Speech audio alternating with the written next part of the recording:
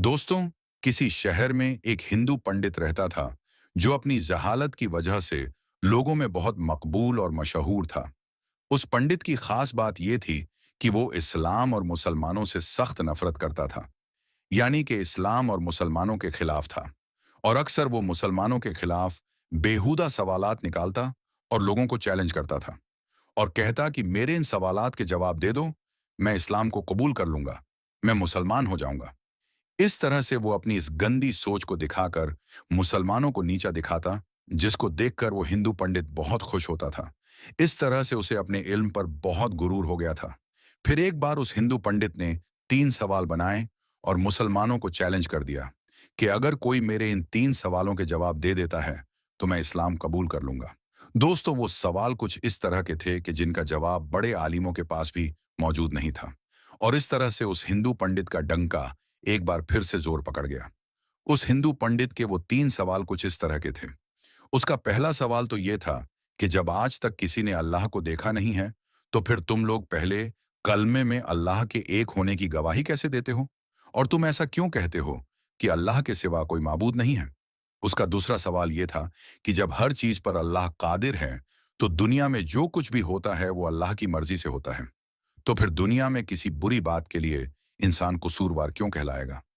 और उस हिंदू पंडित का तीसरा सवाल यह था कि तुम कहते हो कि शैतान आग से बना है, वहीं दूसरी तरफ अल्लाह ताला कहता है कि कल कयामत के दिन शैतान को जहन्नम की आग में डाला जाएगा। तो जब शैतान खुद आग से बना है, तो उस आग में शैतान का क्या बिगड़ेगा भला? आग पर आग का क्या असर होगा? ये 3 सवाल उस हिंदू पंडित ने मुसलमानों के सामने पेश किए, लेकिन कोई भी उसके इन सवालों के जवाब नहीं दे सका। इस तरह से करते करते कुछ दिन गुजर गए। एक दिन वो हिंदू पंडित किसी काम से अपने घर से बाहर निकला। अभी वो कुछ दूर गया ही था कि उसका गुजर एक दरवेश के पास से हुआ, जो कि जमीन पर बैठा हुआ मिट्टी के बड़े बड़े गोले बना रहा था। जैसे ही वो हिंदू पंडित उसके पास से गुजर रहा था, तो फकीर ने उसको आवाज दी और अपने पास आने को कहा। वो पंडित उस दरवेश फकीर के पास चला आया। दरवेश ने कहा कि हमने सुना है कि तुम्हारे कुछ सवाल हैं जिनका आज तक कोई भी जवाब नहीं दे पाया। जरा मुझे भी तुम्हारे वो सवालात बताओ, शायद मैं उनका कुछ जवाब दे दूं। तो ये सुनकर वो हिंदू पंडित बड़े तकब्बुर के साथ मुस्कुराया और कहने लगा कि जब मेरे सवालों के जवाब बड़े बड़े उलामा नहीं दे पाए, तो तुम फकीर के पास क्या इल्म होगा? ये सुनकर वो बुजुर्ग फकीर भी मुस्कुरा दिया और कहने लगा कि तुम अपने सवालात तो बयान करो। तो अब एक एक करके उस हिंदू पंडित ने अपने सवालात दोहराने शुरू कर दिए। वो हिंदू पंडित कहने लगा, मेरा पहला सवाल तो ये है कि जब आज तक किसी ने अल्लाह को देखा नहीं है, तो फिर तुम लोग पहले कलमे में अल्लाह के एक होने की गवाही कैसे देते हो? फिर तुम ये भी कहते हो कि अल्लाह के सिवा कोई माबूद नहीं है। और मेरा दूसरा सवाल ये है कि जब हर चीज पर अल्लाह कादिर है और इस दुनिया में जो कुछ भी होता है वो अल्लाह की मर्जी से होता है, तो फिर किसी बुरी बात के लिए इंसान कसूरवार क्यों कहलाएगा? और मेरा तीसरा और आखिरी सवाल ये है कि आप कहते हो कि अल्लाह ने शैतान को आग से बनाया है, वहीं दूसरी ओर अल्लाह कहता है कि कयामत के दिन शैतान को जहन्नम की आग में डाला जाएगा। अब शैतान खुद आग से बना है, तो उसका उस आग में क्या बिगड़ेगा? आग का आग पर क्या असर होगा? हिंदू पंडित ने कहा कि दरवेश बाबा, मेरे ये 3 सवाल हैं जिनका जवाब किसी के पास भी मौजूद नहीं है। ये सुनकर वो बुजुर्ग दरवेश काफी देर तक उस हिंदू पंडित को देखते रहे और कुछ सोचते रहे। ये देखकर वो हिंदू पंडित मन ही मन खुश हो रहा था, जिसका अंदाजा उसकी मुस्कुराहट से लग रहा था। फिर एकदम उस बुजुर्ग दरवेश ने अपने हाथ में मौजूद मिट्टी का वो बड़ा सा गोला उस पंडित के सर पर दे मारा। उस गोले के लगते ही उसके सर से खून निकलने लगा। पंडित उठ खड़ा हुआ और कहने लगा, तुमने ये जुल्म मुझ पर क्यों किया है? तुमने मुझको क्यों मारा है? मैं इस ज्यादती की शिकायत शहर के काजी से जाकर करूंगा और आपको अदालत में पेश होना पड़ेगा। इतना कहकर वो हिंदू पंडित सीधा काजी साहब के पास पहुंच गया और अपना मुद्दा बयान कर डाला। उस पंडित के सर से अभी भी खून बह रहा था और तकलीफ से उसका बुरा हाल हो रहा था। खैर, उसके बाद बुजुर्ग दरवेश को भी काजी साहब के सामने पेश किया गया। उसके बाद काजी साहब ने पूछा कि हजरत, आपने किस वजह से इसको मारा है?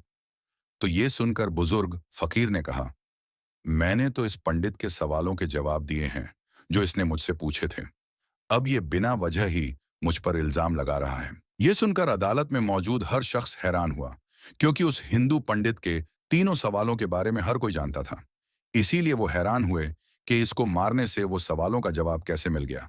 इतने में काजी साहब कहने लगे कि अच्छा बताओ, कहाँ है इसके सवालों के जवाब? हमें तो कहीं पर कोई जवाब नजर नहीं आ रहे हैं।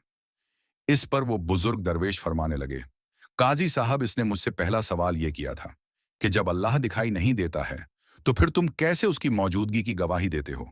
इसके इस सवाल का जवाब मुझ पर लगाए गए इसी इल्जाम में है। ये कह रहा है कि मेरे सर में चोट लगने से दर्द हो रहा है, लेकिन क्या इसके पास इस बात का कोई गवाह मौजूद है? तो ये सुनकर वो पंडित कहने लगा कि इस बात का गवाह कैसे हो सकता है? मैं कह तो रहा हूं कि मुझे दर्द हो रहा है। बुजुर्ग दरवेश ने कहा, मगर हम कैसे मान लें कि तुम्हें दर्द हो रहा है? ये सुनकर वो हिंदू पंडित कहने लगा, जनाब, मुझे दर्द महसूस हो रहा है, इसीलिए मैं कह रहा हूं कि मुझे दर्द हो रहा है। ये सुनकर बुजुर्ग दरवेश ने फरमाया कि ठीक इसी तरह जैसे तुम्हारा दर्द दिखाई नहीं दे रहा है मगर तुमको महसूस हो रहा है, वैसे ही हमें अल्लाह दिखाई नहीं देता है, लेकिन अल्लाह को हम हर वक्त अपने साथ महसूस करते हैं, क्योंकि इस दुनिया में अल्लाह के कुदरत के नज़ारे हर जगह पर जगमगा रहे हैं और हर जगह पर अल्लाह मौजूद है। ये सुनकर वो हिंदू पंडित कहने लगा, चलो मान लिया कि मेरे पहले सवाल का जवाब मुझको मिल गया, अब मुझे मेरे दूसरे सवाल का जवाब भी दे दीजिए। ये सुनकर वो बुजुर्ग बाबा बोले, तुम कहते हो कि जो भी करता है वो अल्लाह ही करता है, तो फिर किसी बुरे काम का कसूरवार कोई इंसान कैसे कहलाएगा? अब तुम्हारे इस सवाल का जवाब भी इसी इल्जाम में मौजूद है जो तुमने मुझ पर लगाया है। जब सब अल्लाह ने किया है तो फिर इसमें मेरा क्या कसूर है? तुमने मुझ पर इल्जाम क्यों लगाया है? अब उसके दूसरे सवाल का जवाब भी उसके सामने था। ये सुनकर वो हिंदू पंडित कहने लगा, अच्छा चलो, मान लिया कि मुझे मेरे दूसरे सवाल का जवाब भी मिल गया, लेकिन क्या आपके पास मेरे तीसरे सवाल का जवाब मौजूद है? वो बुजुर्ग दरवेश कहने लगे, तुम्हारा तीसरा सवाल ये है कि शैतान आग से बना है और अल्लाह कहता है कि कयामत के दिन शैतान को आग में डाला जाएगा, तो उस आग में शैतान का क्या बिगड़ेगा? आग का आग पर क्या असर होगा? अब तुम ये बताओ कि तुम किस चीज से बने हो? वो हिंदू पंडित कहने लगा, मैं मिट्टी से बना हूं। तो ये सुनकर बुजुर्ग दरवेश पूछने लगा कि वो गोला जो मैंने तुम्हारे सर पर मारा था, वो किस चीज से बना था? तो पंडित कहने लगा, वो भी मिट्टी का बना हुआ था। इस पर बुजुर्ग ने कहा, बिल्कुल ठीक, जैसे तुम मिट्टी से बने हो और वो गोला भी मिट्टी से बना था जिससे तुम्हारा सर फट गया है। अब अगर तुम ये कहते हो कि शैतान आग से बना है और कयामत के दिन जब उसको जहन्नम की आग में डाला जाएगा तो उस आग का शैतान पर क्या असर होगा? तो इस तरह से तुम्हें भी मिट्टी के गोले से कुछ नहीं होना चाहिए था, लेकिन तुम्हारा तो सर जख्मी हो गया। बिल्कुल ऐसे ही कयामत के दिन दोजक की आग शैतान को जलाकर राख कर देगी, शैतान को तड़पा कर रख देगी। वो हिंदू पंडित ये सुनकर बहुत ही हैरान हुआ, और यही नहीं बल्कि उस अदालत में मौजूद हर शख्स ये सुनकर बहुत हैरान था कि किस तरह एक बुजुर्ग दरवेश, एक फकीर बाबा ने एक हिंदू पंडित को लाजवाब कर दिया। उसके बाद वो हिंदू पंडित वहीं अदालत में कलमा पढ़कर मुसलमान हो गया। प्यारे दोस्तों, बेशक अल्लाह ताला बहुत करीम है, जिसको चाहे जहां पर चाहे हिदायत दे दे। अल्लाह जब चाहे किसी को बख्श दे। अल्लाह हर चीज पर कादिर है। इन अल्लाह अला कुल्ली शय्यिन कदीर।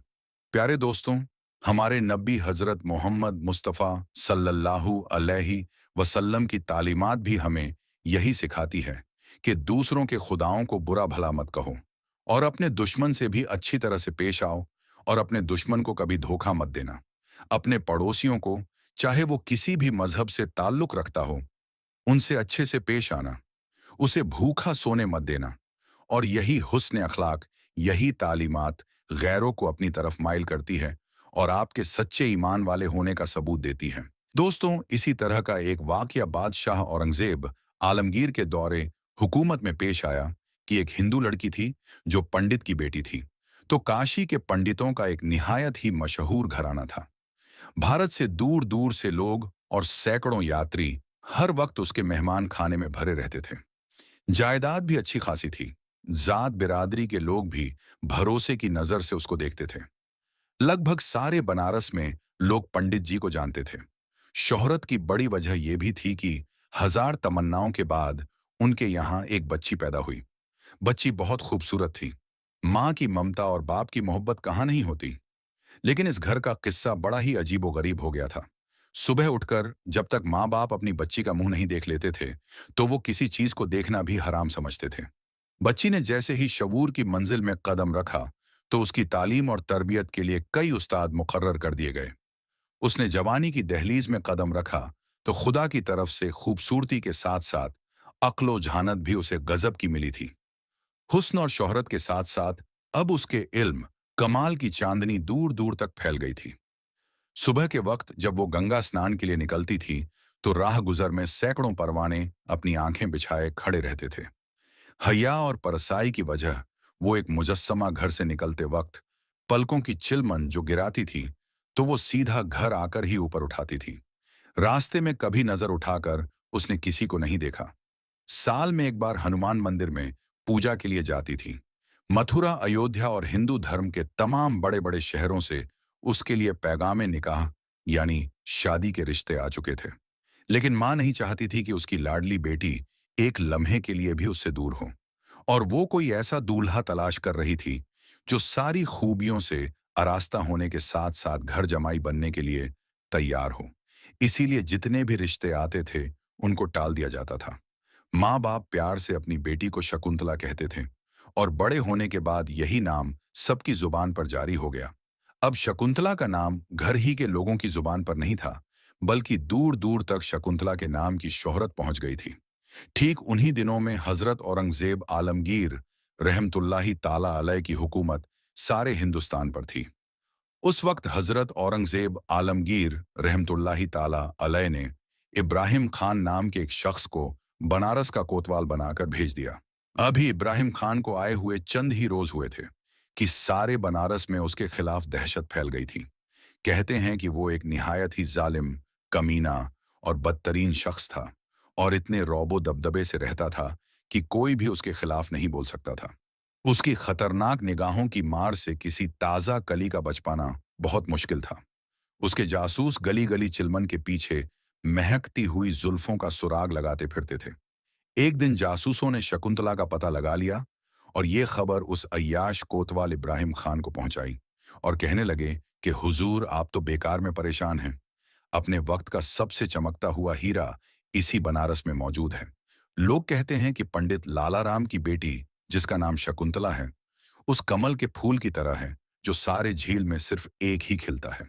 सुबह से शाम तक न जाने कितने घायल उसके गली का चक्कर काटते हैं, और उसकी दीवार से अपनी आंखें सेंक कर चले जाते हैं। वो चलती है तो कदमों की आहट से कयामत जाग उठती है।